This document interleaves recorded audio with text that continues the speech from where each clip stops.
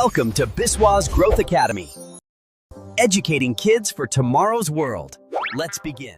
Issue আজ শুনি এক ভুলো মনের মানুষের গল্প মনোজ দাসের টেইলস অফ ভোলা গ্র্যান্ডপা। গ্রামের শেষে বকুলতরা দাদু দিদিমা থাকতেন। গাছে বাদর চড়ত, কিন্তু ওরা তাতে পাত্তাই দিতেন না। এক জ্যোৎস্না রাতে উৎসব থেকে ফেরার পথে চারিদিকে ছিল ঘন কুয়াশা। হঠাৎ দাদু বিকট চিৎকার করে উঠলেন। সবাই তো অবাক, কি হলো? আসলে দাদু নাতির দুটো আঙুল ধরেছিলেন। কখন যে আঙুল ফুসকে গেছে খেয়ালই নেই। তখন দুজন লোক দাদুকে নিয়ে লণ্ঠন হাতে খুঁজতে বেরোলেন। অবশেষে দেখা গেল নাতি এক গরুর পেটের নিচে দিব্যি আরামে ঘুমোচ্ছে। আর একদিন বৃষ্টির দুপুরে দাদু উত্তেজনায় কেঁপে কেঁপে এক অদ্ভুত গল্প বললেন।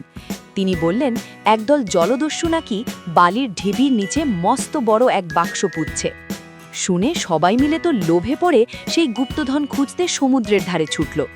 রাত গভীর হলো, কিন্তু বাক্স আর মিলল না। তখন দাদু কি বললেন জানো? হেসে বললেন, ওটা তো আমি দুপুরে ঘুমের মধ্যে স্বপ্ন দেখেছিলাম। ভাবো কাণ্ড।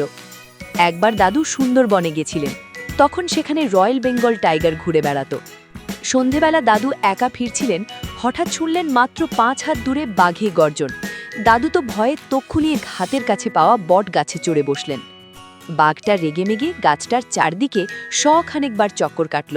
তারপর সে গাছতলায় চুপটি করে বসে রইল, যেন দাদুর নামার অপেক্ষায়। ভোর হতেই দাদু গাছ থেকে নেমে বাঘের পাশ দিয়ে গটগট করে হেঁটে চলে এলেন। দাদু একদল লোকের কাছে গিয়ে জল চাইলেন, কিন্তু তারা তো ভয়েই অস্থির। তারা জিজ্ঞেস করল, মশাই, অত বড় বাঘের পাশ দিয়ে আপনি এলেন কি করে? বাঘ দেখেই দাদুর সব মনে পড়ে গেল। ভয়ে তিনি প্রায় অজ্ঞান হয়ে ছুট লাগালেন। 95 বছরে দাদু মারা গেলেন। দিদিমা বললেন, বুড়ো নিশ্চয়ই শ্বাস নিতে ভুলে গেছে। ভিডিওটি ভালো লাগলে লাইক করো, আর সব নোটস আর টেস্ট পেতে এখনই যাও biswas.com-এ।